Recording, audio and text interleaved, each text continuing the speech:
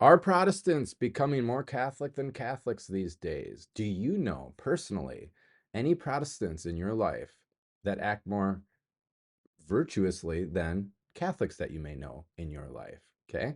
We're going to be reacting to Ruslan KD and his co host today as they tackle that question as it relates to Protestant denominations and does that create more separation within Christianity? Okay.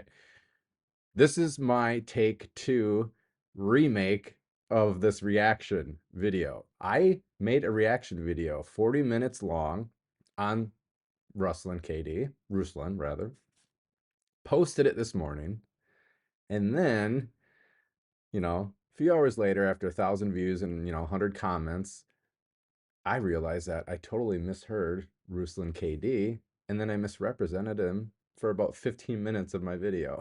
So I apologize, Ruslan, and to any other person that watched that original video. So this is part two or retake or whatever you want to call it. So, but yeah, it's a great video, and there's a lot of ecumenism and charity that goes on with this. Ruslan, I believe, is a Pentecostal. I could be wrong on that, but he's a Protestant, and he talks about the Catholic and Orthodox paradigm and how it relates to Protestant denominations. And he does bring up the fact, or at least the claim, that maybe in some parts of the world there are some Protestant evangelization that's going on that makes these Protestants more Catholic than the Catholics are. So let's share my screen here, and then we're going to play it. And I promise not to misrepresent Ruslan, my man. He'll never watch this. He's a big fish. I'm a small fish. But if he does, I apologize. I am so sorry for that. That was just I didn't catch it until like 30 people said, I'm pretty sure he didn't say what you're saying. So nonetheless, let's do this. I have an issue with anyone that treats other Christians like they're JV Christians. Like whether that's oneness Pentecostals or Pentecostals that think you have to speak in tongues to be saved, and if you don't speak in tongues, you're not truly Christian. You don't truly got the Spirit. Yeah. And then they treat people who don't like you're on the JV team, right? Like I think that's not cool. Yeah. If someone has a thing that makes them feel closer to Jesus, and it's like I'm not gonna be like that's why I do. But if there's anyone that I felt like I could push on that, Ruslan. it would be a Ruslan. Curious, what are your thoughts on different Christian denominations? Like, what's the word that comes to mind for some of the denominations? I tend to take a very like broad charitable view of different streams of Christianity, as long as I would see them coloring within the lines of like historical orthodoxy. And even that's like controversial because if you're Catholic or Orthodox, you're like, it's all or nothing, you know? Yeah. Whereas I would say, no, there's a degree of overlap across all the streams of Christianity that have historically held to the same like essential views. So, All right, so essential views of Christianity, holy orthodoxy. Okay, it's his channel. He doesn't have to elaborate or qualify those things, but what are those things? What are the essentials that we can agree on, to be ecumenical towards each other about? Okay, I'm sure we all believe in the Trinity, so that's an essential, right? But what are the others, right? Because we starkly disagree on essentials that have to do with our salvation, right? Again, he doesn't really go into that, but I Protestants talk about essentials all the time, but they can't agree on those essentials, right? So I would appreciate when Protestants do talk about essentials and holy orthodoxy. What are the criteria? What does that look like? Spell it out for me. You know what I'm saying? Because I'm not saying he's coming off as indifferent, but when he says, like Catholic, Orthodox, Protestant, as long as we got these essentials, it really doesn't matter. I'm not trying to put words in his mouth, but you got to be careful with your ecumenism, okay? There's a fine line between ecumenism and indifferentism, okay? It's good to be charitable and to focus on what we have in common, our similarities, right? But then there's this other side of the same coin that you can't just say it doesn't matter what church you belong to or how you worship or what brings you close to Jesus, because that matters too, right? So you got to balance that out. so my thought is, as long as they're holding to the essential views, I don't have an issue with how you want to worship. I don't have an issue with uh, secondary issues, is what we would call them. I think God can and does use multiple types of churches, whether that's the Puritans or whether that's, the Catholics or fill in the blank, right? There's been all types of moves by all types of different Christians. Right now, and I'm not saying this is like a flex, but like most of the revival happening right now, or not revival, like missions work right now in parts, uncharted parts of the world that don't have access is in like Iran is predominantly Protestants doing that work. And not just Protestants, but like charismatic Protestants. Hey, again, and that's great. That's great, right? I mean, when you're talking about, and he'll mention it later, like the other countries of Pakistan, Afghanistan, Iran, Iraq, right, which are predominantly Muslim countries, it's a good thing if Protestants are going over there and evangelizing and converting Muslims to Christianity. Because what are they doing by evangelizing and converting them?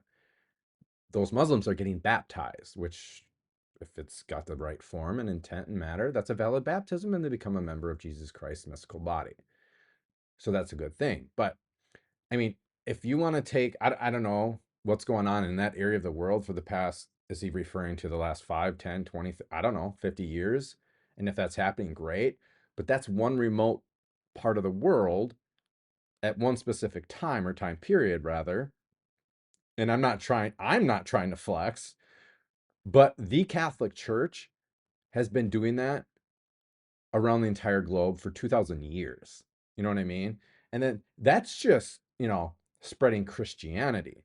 Now, if you want to get into like the social elements of like building hospitals and schools and universities and orphanages, nobody has even come close to outdoing the Catholic Church. It's not even close. I mean, it's just a fact. But yeah, no, I appreciate that. That's what's going on over there. That's great. Good for those Protestant missionaries. Absolutely. you know, and One more thing. It's better to be Protestant than Muslim. It's better to be Muslim than Hindu, and it's better to be Hindu than atheist, right? But it's better to be Orthodox than it is Protestant, and Catholic than Orthodox. Okay, that sounds a little triumphalistic, but nonetheless, yeah. and this is gonna sound edgy, but like I think we are more Catholic than the Catholics in that regard. Because we actually view that God can use and work and move through Eastern Orthodox and the Catholics and the charismatics and the Baptists and the Reformed and the right. Okay, absolutely, right? To his latter point, God's not bound by the one church that he founded, right? He can work in mysterious ways. There are elements of truth and sanctification in Protestant denominations, right? He's got 2 sacraments. I don't know if you would agree with me, but I'm pretty sure he's married. He's got a wedding ring on his finger. And there you go, access to sanctifying grace. He's got 66 books in his Bible. There you go. You know what I'm saying? So, but the fullness of truth, right, is contained, obviously. I mean, I'm a Catholic, so I don't want to come off as, I got the fullness of the truth and he's only got half the truth. But, um, you know, God does work in all different kinds of faiths and religions. And you're going to come at me and say, oh, you're just in different pluralistic kind of, you know, all religions are paths that lead to God. And they are. Come debate me on that one if you want to. But anyways, but what he said, like, Protestants are more Catholic than Catholics in that sense, like evangelizing it to that part of the world. Well, I guess that's flattering, but it's funny because if you're not Catholic, then why are you saying some Protestants are being more Catholic than Catholics? What does that mean? Because to me, that's flattering, but at the same time, you're almost kind of inadvertently, suggesting or recognizing the truth of the Catholic Church, because that's what we're all striving to be, is, in Jesus Christ, true church, right? In full submission without dissenting from that. So yeah, I don't know if you guys want to maybe comment below to try to elaborate or qualify what he's trying to say by that. I would appreciate it. But like, I would never say, and again, this isn't to denigrate Protestants, but I would never say, in that realm or whatever of evangelization, um, you know, Catholics are acting more Protestant than Protestants, or as a Catholic, I'm acting more Protestant than Protestants. I just wouldn't say that. It sounds weird, you know? So what do you mean by that? Because I mean, that's the title of the video. What do you mean by that? So, We believe that God can be The in church. Yeah, so we would look at it in the grand scheme of like capital C church. Mhm. So when Jesus says, you know, the gates of hell will not prevail against my church, we're seeing it in the grand scheme of church. Now I know there's going to be some Christians that are like Catholics aren't saved, and some Christians are going to be like Orthodox or whatever.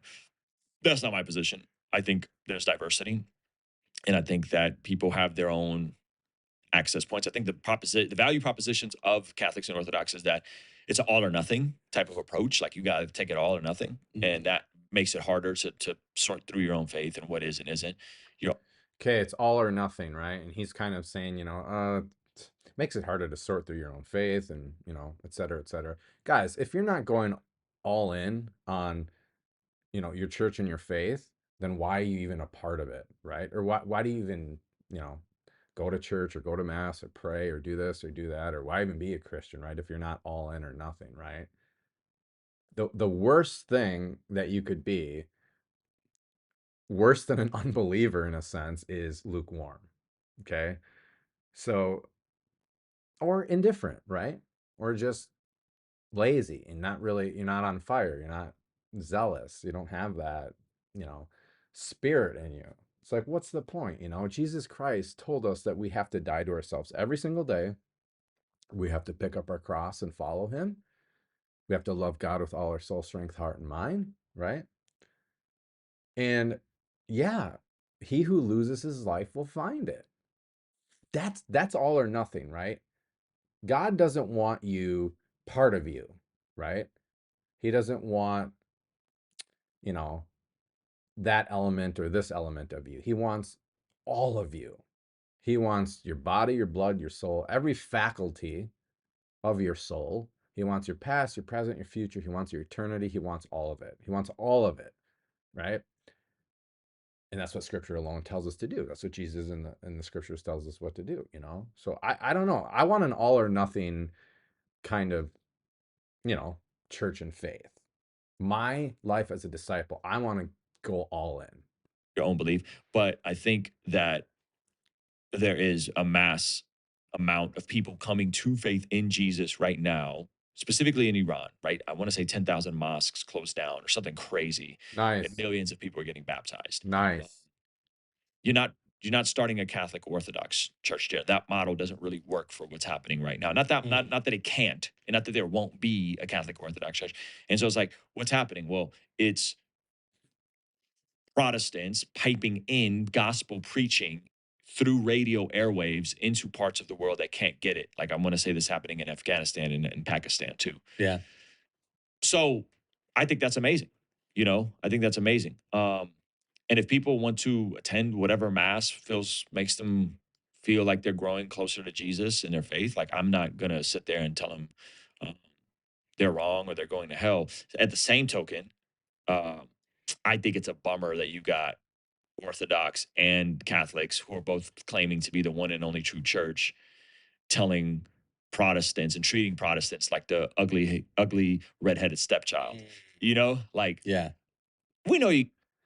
The ugly redheaded stepchild. Why does it have to be redheaded? If you're redheaded watching this, you're good. You're an angel. You're golden. You're unique, right? But I would like to apologize on behalf of Catholics if for any Catholic that were to treat any non-Catholic, but especially Protestants, you know, in a way that makes them feel denigrated, right? And their dignity is attacked and their faith is attacked and everything like that. I mean, that's just wrong. I mean, it's more than wrong. It's sinful. It's evil. You know what I mean? Because anybody who's in the true church, okay, I'm not going to get into that argument, but anybody who is in the true church is only because of God's grace and nothing to do with themselves. You know what I'm saying? Nothing. It's purely a grace. And if you are in the true church and you're looking at someone outside of the true church, you should look at that person as a future true churcher, right? It's just it takes some time, right? Yeah. So I apologize. I do for all those other people. I've seen it in real life. I've seen it online. Catholics thinking, simply because they belong to the church that Jesus Christ founded, that they have this sense of entitlement that they can put down Protestants and say things like, you don't have true churches, or you don't have, the fullness of the truth, or you don't have a complete Bible or all the sacraments and stuff like that. And although there's truth to that, it's imprudent and it's uncharitable to say that. Okay, you don't just because it's a truth doesn't mean it's prudent to say that to someone who's not Catholic or whatever. You guys doing some cool stuff, and we know that you guys are kind of crushing it with evangelism and biblical literacy. But you guys don't have a real church or a communion. So here's the part that I misheard him and spent 15 minutes misrepresenting him. So I took it as, and I'm dense. This is the first time I have like 50 videos that I've made. This is the first time that I had to literally take down a video and completely redo it. I'm not going to re-edit it. It would be impossible. But right there, I thought he was saying that Catholics and Orthodox don't have true churches or communions. That's what I thought he said. But he was just saying, like, no, that's how some Catholics and Orthodox treat and speak down to Protestants. Like, you don't have true churches. Therefore, you're an ugly redheaded stepchild. You know what I'm saying? So again, Ruslan, I apologize. You are the man. Ruslan. I got to get that on my channel. Catholic Christian. But yeah, so I just think that's funny. Yeah, so this is my, I'm redoing a whole video because of that right there. It's like, oh, okay. And we're like, yeah, like Wisdom will be proven right by her children. Wisdom will be proven right by her children. I'm not necessarily with all of the traditions and the kissing of pictures and icons and idols, but I would never be like, you guys are all idol worshipers and you're in the church of the Babylonian whore church in Revelation. Like some people would some Protestants would say that about the See, he's being super truthful and ecumenical, right? So he's saying he's probably had experience, right, with Catholics and Orthodox coming to him and say, dude, you're not even a Christian. You're going to hell. You don't have a true church. You don't have this. You don't have that, blah, blah, blah, blah. And then he retorts in this video, at least, saying, hey, if you're Catholic, if you're Orthodox, cool. That's you. I mean, forget about the indifferent part, okay? We're just being ecumenical. And he's coming back and he's saying, like, hey, like, just chill and you do your thing, but don't tell other people like you're inadequate or your faith is insufficient or whatever. So Ruslan's the man. He's the man. He's like my new best friend. He's never gonna watch my video, but you never know. You never know. Catholics. I mean, it's in the comments. And so I think all the infighting is exhausting. I would just say I think it's ironic that I have an issue with anyone that treats other Christians like they're JV Christians. Mm-hmm. Like, I don't know if you picked that up. You probably did. JV Christians, junior varsity. I said this in my other video, but so this is a joke. Varsity, right? Who's on the varsity team? Catholics. who's on the JV team? Orthodox. Who's on the freshman C squad? I'm kidding. I'm so kidding. Here's a point I made in my other video, and actually I forgot to say this to his other point, but don't be surprised. Okay, I'm not judging any specific individual, but I'm just saying don't be surprised if on the last day there will be Protestants that will rise up and condemn Catholics and Orthodox. Okay. And you're going to be like, how does that work? Well, it kind of goes with what he was saying, how Protestants are being more Catholic. Because there are Protestants, living in non-culpable ignorance, not deliberately rejecting the Church of Jesus Christ, who are cooperating with the graces afforded to them through the sacraments that they are given, and that they will go to heaven. And then there are Catholics who have the fullness of the truth, all the sacraments, full knowledge, completely culpable, and then just live a life of sin or whatever, or so I mean it's not that outlandish to think that that will happen. You know what I'm saying? So yeah, there are Protestant brothers and sisters, and many of them will be in heaven, I promise you. And that I'm not trying to sound patronizing. I'm not giving him permission. whether that's oneness Pentecostals or Pentecostals that think you have to speak in tongues to be saved, and if you don't speak in tongues, you're not truly Christian. You don't truly got the Spirit. Yeah. And then they treat people who don't like you're on the JV team, right? Like I think that's not cool. Yeah. I think it's also not cool for them to say that about Protestants and about our communion and about our church. I understand why they say it, but I just go, oh, that's a bummer. That sucks. You feel that way. But You know? Ruslan, you had the Voice of Reason and Tammy Peterson on. That must mean that you're pretty close to converting to Not at all. Catholicism. Not at Okay. all. No, not at all. It's And how it is, scheduling works. and there's a lot of beautiful things I think. So he got you guys know who Voice of Reason is, Alex? I'm gonna tag him, subscribe to his channel. He's the real deal when it comes to Catholic apologetics and evangelization. Wow. Nice dude. And then he had Tammy Peterson. Tammy Peterson, Jordan Peterson's wife, on the show. I mean, that's JV.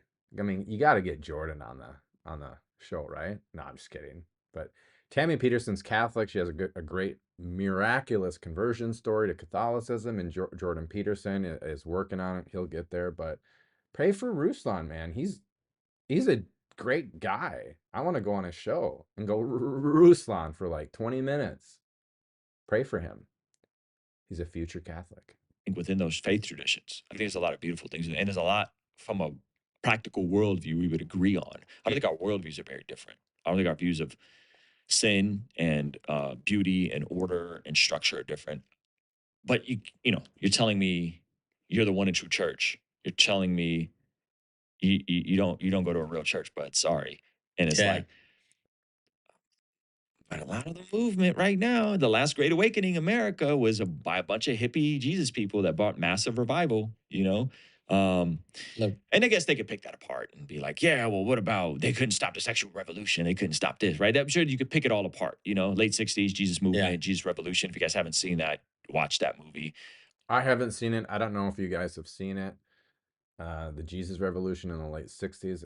I'm inferring and guessing that it has to do with Protestants evangelizing, maybe in the United States. I could be wrong, but he brought up that revolution, and you got to remember the elements of the 60s of rock and roll, sex, and drugs. So I don't know, because there are, I think they're called Jesus freaks, but they're kind of like, they're not junkies. They do a lot of psychedelics, and the tie-dye shirts and the tinted sunglasses, but they're all about Jesus and nature and all that stuff. And hey, I'm not judging. I'm just saying, if that's what he's referring to, that's, I guess, interesting. I don't know if that's more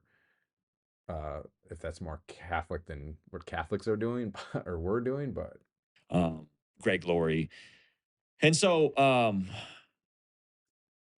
I think there's different types of streams and different types of things for different types of people. And I think God can and does work through all of that. Um, and I don't really even care to fight about it. Like I really don't care to fight about it. I think fighting about it is a waste of time right now. I think there's room and place for like good conversations, and in no way do I feel like I am equipped to even have those conversations. Like I think Voice of Reason is a way better debater than I am. I mean, yeah, no one, well, I shouldn't say nobody, but because there are people that are all into polemics and wanting to fight and debate and prove people wrong and be all triumphalistic. So yeah, I mean, I agree with him in that sense. Okay, I mean, he used the word fight, right?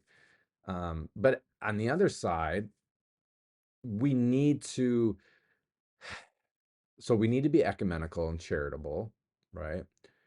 But we need to evangelize, okay? And we do that through love primarily. And like he said, sitting down and having conversations. That's good, because the best way to convert somebody, as you probably know, is to initially build a relationship, establish a relationship with somebody. Okay? Don't even talk about your faiths or religion. I mean, if it comes up and it's prudent, sure, absolutely. But you know what I mean? Like, don't proselytize anybody. So if that's the angle he's taking, I agree with him. Like, we're not here to proselytize each other. We're here to understand and have conversations. Okay. We're not going to knock door to door and try to, compel you against your will to join, whatever denomination or church. So yeah, I can dig it. I feel them.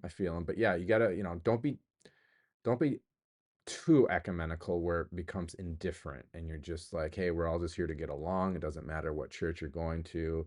Um, I don't want to fight, because there's pusillanimity, magnanimity, right? And one lacks courage and one is like courage personified, right? So don't compromise true courage and zeal in evangelizing for the sake of compromise, just so we can all get along. I think someone left a comment on my last video saying like superficial peace, right? And again, that's hard to determine, like the intent of someone, like, oh, this is just superficial peace, you don't like confrontation or controversy or whatever. But yeah, so you need balance, you need to be prudent, right time, right place, and do it in the right way. And if you're the right person to do it. But at the same time, I also knew that if there's anyone I could push, it would be him. Yeah. I'm not going to have that conversation with Tammy Peterson. I'm not going to have that conversation with Shane Smith. Even press Tammy on what she thinks about Protestants in the Eucharist. right, or the Rosary or whatever. You know?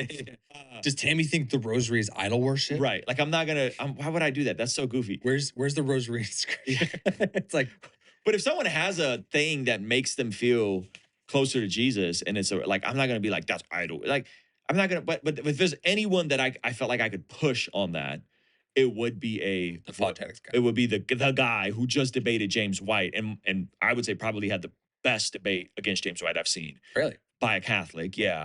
I think James White had a good debate with Trent Horn, but I think Voice of Reason did really well against James White. So you want my 2 cents? Probably don't even care, but Voice of Reason, right? That's his channel. That's his handle on YouTube.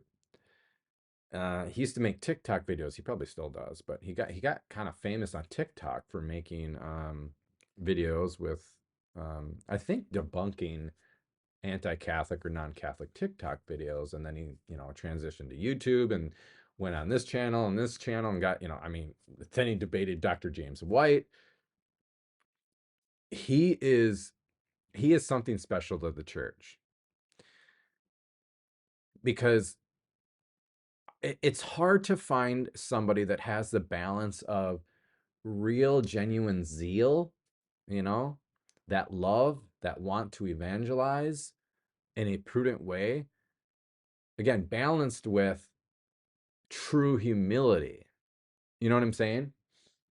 Like, I don't know if you guys see it, but to me, he's one of the most humble people. You know what I mean?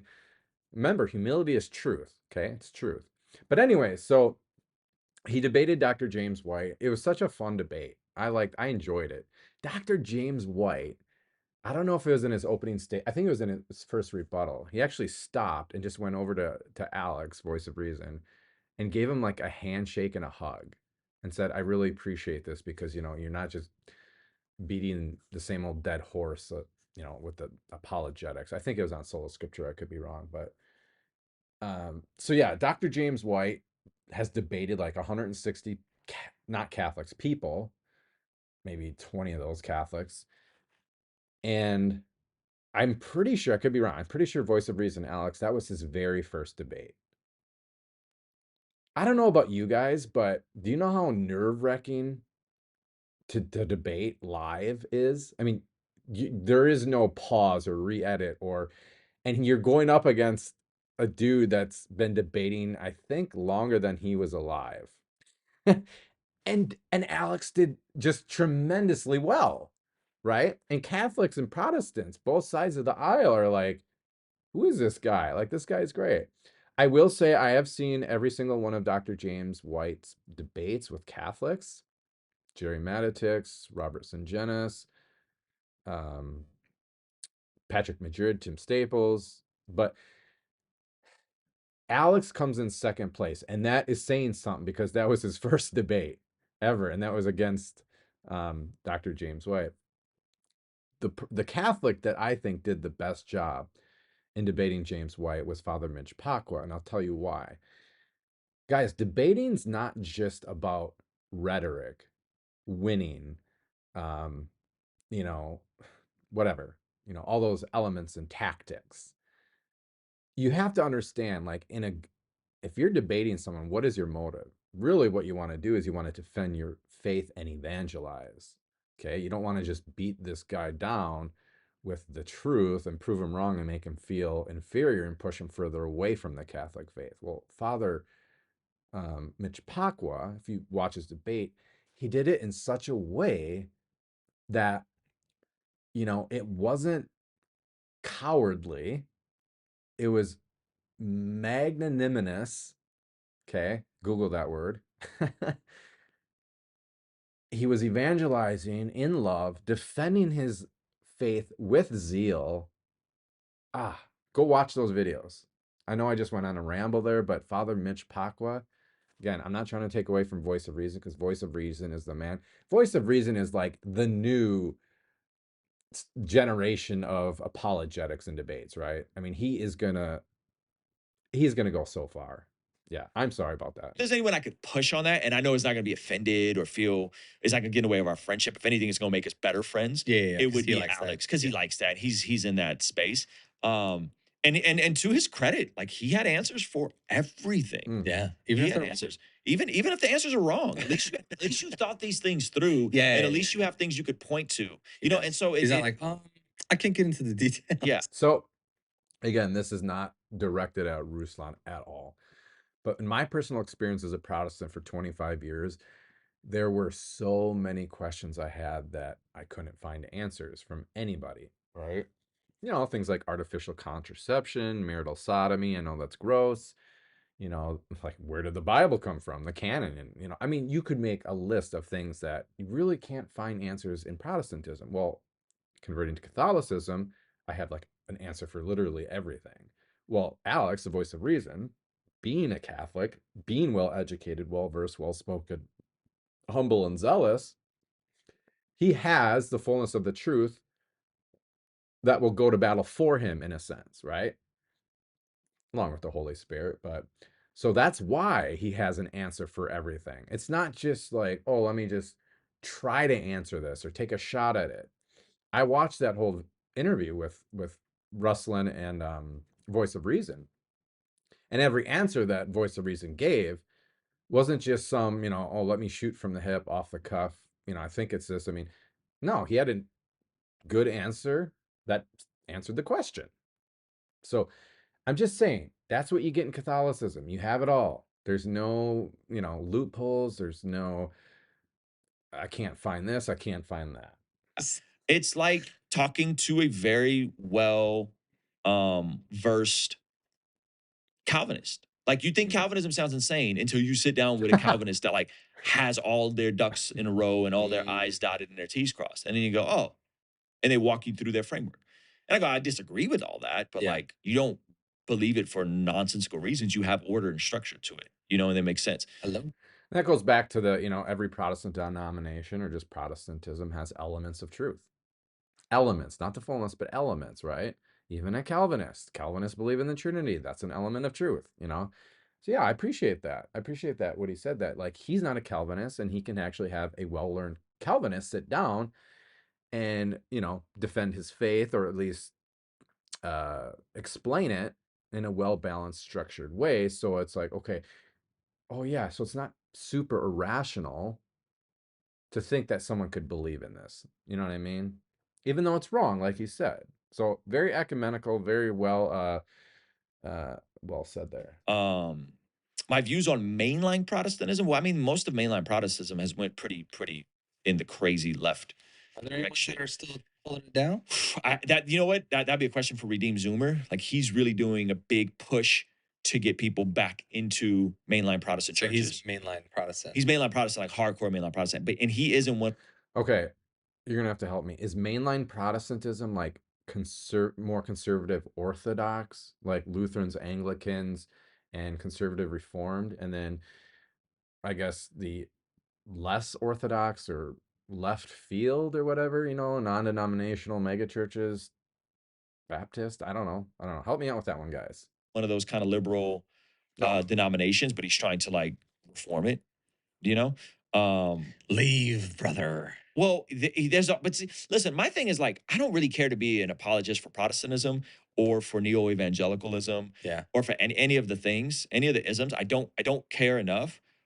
Okay. But I do think that it's unfruitful and unproductive to mock and scoff at non-denominational churches and you know, rock and roll church and you know, I just think Yeah. I just don't think it's helpful. Like I don't think it moves the ball forward. I don't think it helps anyone become a Christian. If anything, like someone told me today that there was something funny about okay. So that's pretty much it. But the last thing he said, amen. You should, I mean, you should never scoff at or, rebuke or make fun of or whatever anybody, like anybody, any human being or any faith, let alone, evangelicals, mega churches, and all that stuff. And likewise with our Protestant brothers and sisters, all of them, Orthodox, Catholic, and the other apostolic churches. Amen. Amen. So, yeah, I think this video went rather well compared to, or in contrast to the first one, because I totally misheard him and represented him. I don't know. Maybe I don't know. Maybe someone put LSD in my tomato soup last night, but it's funny because his co-host, right? If you look, I don't know if you can see, that's definitely his beard. That's definitely red. Okay. So when he mentioned the ugly redheaded stepchild, I don't know if he took offense at that. I hope not. I hope not. But yeah, wow. So guys, I'm so sorry about that first video. I apologize. When I found out that I misheard him and misrepresented him, and now that I'm doing this a second time, it's more lucid and clear. Oh my gosh, Ruslan is the man, because I was trying so hard not to be uncharitable and like not to call him duplicitous in my first video because I misheard him. I thought he said that Catholics and Orthodox don't have true churches. And then I hear him trying to be all ecumenical, and I'm like, wow, man, you're just speaking out of both sides of your mouth and two tongues and all. Ah, you live and you learn. Guys, when you make a mistake, correct it. For this, like, I could have just let that video just stay up, right? And oh gosh, I'm not going to do a whole nother video and go over to the studio and do all this and blah blah blah blah blah. No, it's called, for his reputation and for charity's sake, I want him to be represented as well as possible in the way that he is. Okay.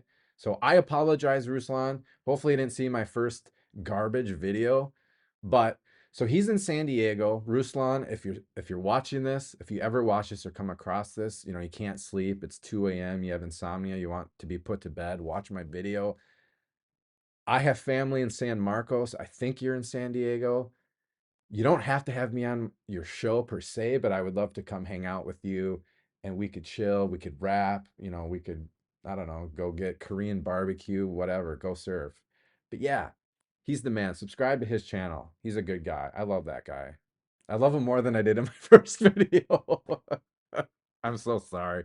All right, that's enough. I'm sorry, I rambled on. Hey, my first video was 38 minutes. This is 38 minutes. That's pretty cool, huh? All right. So that's all. Thank you for watching. Like, subscribe, share to my channel and to Ruslan KD's. It's called God Bless Studios. So love you guys. Thank you for everything. Praise be Jesus and Mary.